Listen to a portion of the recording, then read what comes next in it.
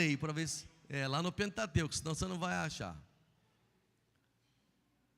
Abacuque capítulo 3. Quem encontrou diz amém aí, por favor. Isso, quem não encontrou fala não encontrei. Isso, pode achar aí. Pode ir aí com fé, tem. Só se rasgou a página. Abacuque, página 1196, para quem tem a Bíblia igual essa minha aqui, né? 1196 a página. 196. Capítulo 3, versículos 16 em diante. Capítulo 3, versículo 16, diz a palavra de Deus: estremeci por dentro quando ouvi isso, meus lábios tremeram de medo, minhas pernas vacilaram e tremi de terror. Esperarei em silêncio pelo dia em que a calamidade virá sobre nossos invasores. Ainda que a figueira não floresça e não haja fruto nas videiras, ainda que a colheita de azeitonas não dê em nada, e os campos fiquem vazios e improdutivos, ainda que os rebanhos morram nos campos e os currais fiquem vazios, mesmo assim me alegrarei no Senhor, exultarei no Deus de minha salvação. O Senhor soberano é minha força, Ele torna meus pés firmes como os da corça, para que eu possa andar em lugares altos. Ao regente do coral, essa oração deve ser acompanhada por instrumentos de corda. Palavra do Senhor, irmãos amados, para cada um de nós nessa manhã preciosíssima, o dia da mulher presbiteriana.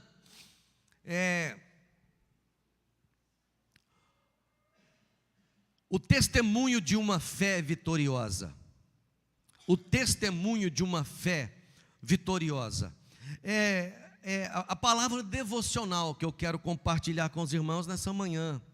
O livro de Abacuque, embora escrito há aproximadamente 2.500 anos atrás, continua sendo um livro atualizado. Continua falando as realidades do coração. O contexto, irmãos amados, é um contexto de idolatria. O contexto é um contexto de cativeiro. Por um período, o Egito era a grande potência do mundo. Depois passa a ser a Síria. E a Babilônia se levanta nessa época, vence a Síria. O Egito tenta voltar novamente para derrotar a Babilônia, e numa batalha em Carquemes, o Egito é derrotado pela Babilônia, e estrategicamente a Canaã ficava ali naquela região, e a Babilônia então cerca a cidade de Jerusalém. Nabucodonosor no reinado cerca a cidade de Jerusalém, e acontece um cerco, acontece um sítio, acontece uma invasão em 3 etapas. No ano 605, no ano 597, no ano 586, deportações aconteceram. Vários profetas viveram nessa época, dentre eles o profeta Jeremias. E aqui o profeta Abacuque, muito provavelmente no início de tudo isso, no ano 605, ele falando com Deus acerca da realidade de Judá, porque Israel, o reino do norte, já havia sido cativo da Síria. As 10 tribos do norte já tinham sido cativas da Síria. Agora o reino de Judá, o reino do sul, havia sido tomado pela Babilônia, porque politicamente a cidade da Babilônia estava perdida. Espiritualmente A cidade estava perdida por causa da idolatria, porque não estavam temendo a Deus, não ouviam o Senhor. E nesse contexto, então, o profeta está aqui em ação. E nós vamos perceber no início do capítulo, caminhando no livro, o desespero, o medo do profeta, a angústia no coração do profeta, dando lugar paulatinamente para a fé, para a esperança, para a confiança, não nele mesmo, muito menos na nação de Israel, mas uma fé no Senhor, que é misericordioso, que é gracioso. E aí, nós temos uma verdade, uma realidade aqui, no versículo 17, que é meio assustador, é verdade, irmãos, mas é uma realidade que nós não podemos fechar os olhos para ela, porque o texto no verso 17, na boca do profeta, vai dizer assim: olha, ainda que a figueira não floresça e não haja fruto nas videiras, ainda que a colheita de azeitonas não dê em nada e os campos fiquem vazios e improdutivos, ainda que os rebanhos morram nos campos e nos currais, e os currais fiquem vazios. Sabe o que é uma lição que nós precisamos refletir aqui? É que coisas difíceis acontecem na vida de todo ser humano. Coisas terríveis acontecem na vida do homem e da mulher. Essa é uma palavra realista que o crente em Jesus não pode se furtar dela.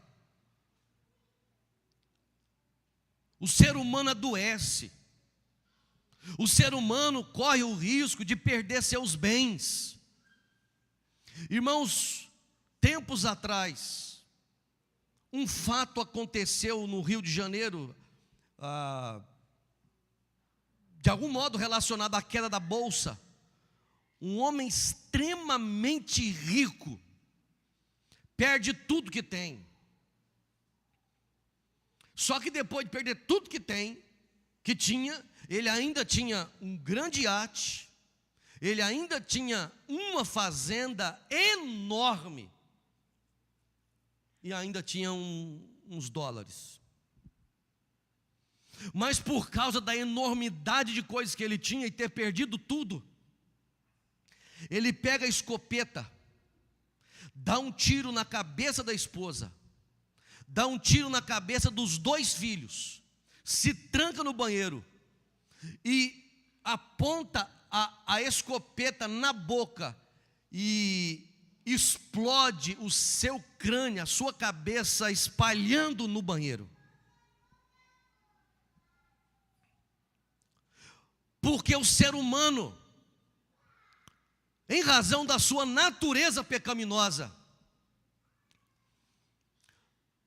tem dificuldade de encarar algumas realidades, algumas lutas, perder, cair, adoecer, alguns apavorados com envelhecer. Não quiser envelhecer,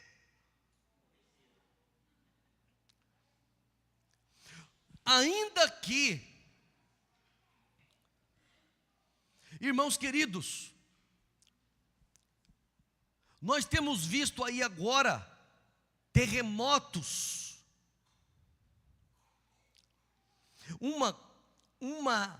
uma verdade da Escritura é que você não pode excluir Deus de absolutamente nada que acontece, porque ou Deus está objetivamente fazendo, ou Deus está soberanamente permitindo, e Ele o faz para a glória do seu próprio nome.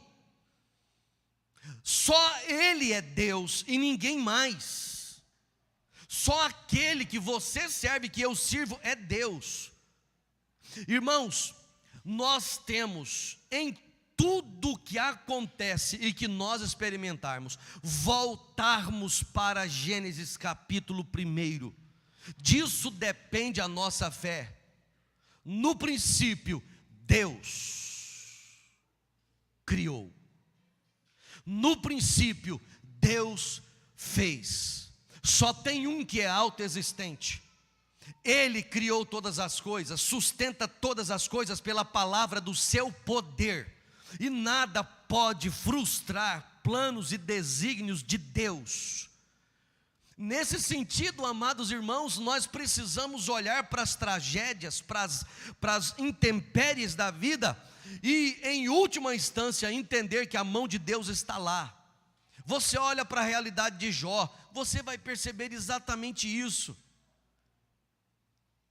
Deus deu, Deus tomou, bendito seja o nome do Senhor. Pastor, mas quantas pessoas inocentes morrem nesses terremotos, nessas tragédias? Não morre nenhum inocente. Inocente não, pode morrer crente no Senhor Jesus, mas inocente nenhum, porque a Bíblia diz que todos são pecadores e culpados e indesculpáveis diante de Deus. Mas morre sim muitos servos do Senhor Jesus, né? Muitos crentes. Agora, eu não tenho resposta para isso, a não ser o que a Bíblia está dizendo. Mas ainda assim, é importante nós pensarmos que a Bíblia diz que a morte dos seus santos é preciosa aos olhos do Senhor. Sabe, irmãos, ou Deus volta para buscar a sua igreja, ou a gente morre para encontrar com o amado da nossa alma. Tem um flagelo de uma teologia por aí, que é muito mais teoria do que teologia, que põe o coração e a mente dos homens olhando para essa terra, só para as coisas dessa terra, só para as conquistas dessa terra, só no que diz respeito à prosperidade, e o homem para de olhar para a eternidade, para de ter sede por Deus, para de cantar confiadamente, Maranata, ora vem Senhor Jesus. Tem hora que se você não tomar cuidado, dá até medo você cantar e depois ele vem mesmo, né? Entendeu? Tem hora que eu não sei se todo mundo canta assim, vem Jesus. Fala, não, está tão bom assim, que a gente queria que o Senhor não viesse agora. Parece que para uns é céu, para outros aqui é inferno. Os dois estão enganados. Aqui é um pedacinho do céu para quem é crente, mas está longe de ser o inferno. Embora tem muita gente infernizada, não é? Mas o texto está dizendo que coisas assim acontecem. Agora, há uma segunda verdade que eu preciso dizer para os irmãos, é que ele vai dizer no versículo de número 18, mesmo assim, eu me alegro no Senhor. Aqui, ele está dizendo uma segunda coisa, embora essas coisas aconteçam, não tem problema, porque o motivo da minha satisfação não estão nos bens que possuo, ou na ausência deles, está na presença do Senhor. A minha satisfação e a minha alegria é o Senhor, está no Senhor. E aí nós precisamos, amados irmãos, vasculhar o nosso coração. Vasculhar o nosso coração, porque tem alguns que não têm nada e estão tristes, tem gente que tem muito e está triste. Porque quem não tem gostaria de ter, e quem tem queria ter mais, e a satisfação nunca vem porque está posta no lugar errado. E Abacuque está dizendo, mesmo assim me alegrarei no Senhor, exultarei no Deus da minha salvação. Sabe, essa é uma verdade que nós poderíamos ouvir da boca do apóstolo Paulo. Paulo teve que sair de Jerusalém correndo, colocado num cesto, lembra? Para sair, colocaram ele num cesto, os apóstolos tiraram ele de lá para ele ir embora, porque queriam matá-lo. E aí o homem sofre perseguição em vários lugares, apanha demais, sofre naufrágio. E como se não bastasse, parecia que o homem era um feiticeiro, ou estava sendo, tido como alguém amaldiçoado, porque depois do navio arrebentar todo, ele parar na ilha de Malta, vão fazer a fogueira, a víbora pega ele né? E a cultura da época, o mito, né, dizia que quando uma víbora picasse alguém, é porque aquela pessoa está sendo amaldiçoada. Então agora Paulo morre, porque se não morreu no processo, morre agora. Mas Paulo não sofre absolutamente nada. Mas a questão não é essa. Paulo, ele vai dizer para os filipenses: alegre-se no Senhor. Outra vez digo, alegrai-vos no Senhor.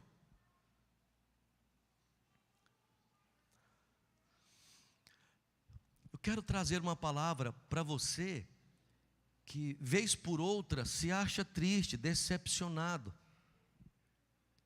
Cuidado, porque às vezes os problemas que nós estamos passando são frutos da nossa desobediência e do nosso pecado. Às vezes os problemas que nós estamos passando são frutos da nossa má administração, fruto da nossa irresponsabilidade. Nem sempre é culpa do diabo. Tem hora que dá dó do diabo, não é? Porque os crentes vão colocando tanta culpa nele e ficam se eximando das suas responsabilidades. Outras vezes, nós temos sim que lidar com a astúcia do diabo, não é? Com a tentação, com a perseguição do diabo. Agora, como eu já havia dito até nessa hora, Deus está por sobre, permitindo, com um propósito maior. Por isso, não coloque os olhos nas coisas que você possui ou gostaria de possuir. Coloque os seus olhos no Senhor, porque é o Deus da sua salvação. É o Deus, diz o texto nosso, que, verso 19, é o Senhor soberano que nos dá força, que torna os nossos pés firmes ou velozes, como os da corça, e nos faz, nos dá condições para andar em lugares altos. Ele está dizendo, em última instância, que a nossa fé no Senhor nos leva a experimentar situações de fato de milagres. Embora possamos passar por momentos de luta e de tristeza e de dor, a vida daquele que crê no Senhor Jesus é recheada de momentos de glória, de momentos em que Deus nos faz andar altaneiramente, de momentos em que Deus firma a nossa vida, em que Deus abre portas para nós, em que Deus nos faz prosperar, em que Deus traz cura para a gente, que Deus restaura casamentos, que Deus restaura família. Deus é um Deus que age para a glória dele, mas tem prazer em sustentar aqueles que vivem pela fé no seu nome. Por isso nós precisamos dar aqui um testemunho vitorioso da nossa fé. Quando Abacuque diz, eu termino aqui, queridos irmãos, quando Abacuque diz, ainda que a figueira não floresça, ainda que a gente não tenha gado lá nos currais, ainda que o fruto da oliveira minta, ele está dizendo, ainda que a Babilônia venha, ainda que o tempo da política seja difícil, a economia seja difícil, e as coisas comecem a sumir, ainda que isso aconteça, eu tenho um testemunho de fé. Mesmo que eu tenha que passar por um período assim, eu quero fazer como diz o salmista lá no Salmo 121, eu vou elevar os meus olhos para além dos montes, porque o meu socorro vem do Senhor que fez os céus e a terra. Gênesis 1, que fez os céus e a terra. Ele não vai deixar os meus pés vacilarem. Ele é qual sombra à minha direita. Então, testemunho de uma fé vitoriosa. Eu quero aguçar como palavra de Deus agora no seu coração essa fé vitoriosa. O testemunho de uma fé vitoriosa, que nos momentos de luta você vai dizer, eu me alegro no Senhor. Eu me alegro no Senhor. Eu não vou deixar, em nome de Jesus, o meu semblante viver caído. Sabe por quê? Porque eu não vivo do que vejo, eu vivo pela fé no Senhor. Hoje pode não ter, hoje pode não estar bom, mas a minha fé me leva a olhar as promessas de Deus e contemplar aquilo que agora é invisível. porque Deus me faz andar altaneiramente. Amanhã o Senhor Deus vai abrir uma porta para mim. Amanhã Deus vai descortinar algo na minha vida que Ele está preparando, e eu sei que isso vai acontecer. Sabe, queridos irmãos, se alguma coisa der errado, deu certo. Se alguma porta fechar na vida daquele que crê e anda na palavra de Deus, é porque essa porta que fechou era a melhor opção que Deus tinha para a sua vida. Descanse o coração se uma porta fechou essa semana. Descanse o seu coração e glorifique a Jesus, porque é bênção de Deus para a sua vida. Confie no Senhor, como diz Abacuque, ainda que eu continue me alegrando no Senhor, porque amanhã ou depois nós podemos fazer como Miriam, cantar o hino da vitória. Nós vamos orar a Deus. Você podia se colocar de pé, por gentileza? Eu quero pedir aos presbíteros, só para vir aqui à frente, numa expressão aqui de fé, nós vamos estender as mãos sobre a igreja do Senhor Jesus, e vamos pedir a Deus para acalmar o coração de quem está aflito, de quem está angustiado com medo, e vamos pedir ao Senhor que faça a igreja viver pela fé, e se Ele se agradar, hoje derramar uma bênção na cabeça da igreja. Vamos estender as mãos, amados irmãos. Isso. Oremos, irmãos. Senhor nosso, oramos a Ti em nome de Jesus. Sabemos que a vida nem sempre é fácil. Sabemos que as coisas aqui nesse mundo são difíceis em razão do pecado, da nossa natureza pecaminosa, mas pela Tua palavra levantamos os nossos olhos para o autor e o consumador da nossa fé, o nosso amado Salvador Jesus Cristo. Nós nos alegramos no Senhor, nós, ó Deus, nos exultamos no Senhor, que é a nossa força, e que nesta manhã, eterno Deus, cada um de nós possa se fortalecer no Senhor, cada um de nós possa ter os pés firmados, e que possamos andar altaneiramente, como o Senhor disse aqui na Tua palavra. Coloca sobre os Teus filhos agora uma bênção. Coloca, meu Deus, nas mãos dos Teus filhos agora, que Te buscam em arrependimento e fé. Coloca sobre eles, ó Deus, sobre aquele que busca o Senhor com sinceridade de coração, e que tem o desejo sincero de glorificar o Teu nome. Uma bênção, uma resposta de oração nessa manhã de domingo. Senhor, que os Teus filhos saiam daqui com uma resposta de oração, em nome de Jesus, bondoso Deus. Clamamos ao Senhor, glorifica o Teu nome, de maneira a conduzir o Teu rebanho nesta manhã, por uma direção segura, por uma direção firme, saudável, reestruturando situações, restaurando realidades, mudando o quadro. Eu peço ao Senhor esta bênção, e confiadamente oramos em nome de Jesus. Aleluia. Cante, irmãos. Seu nome é Jeová Jireh. Irás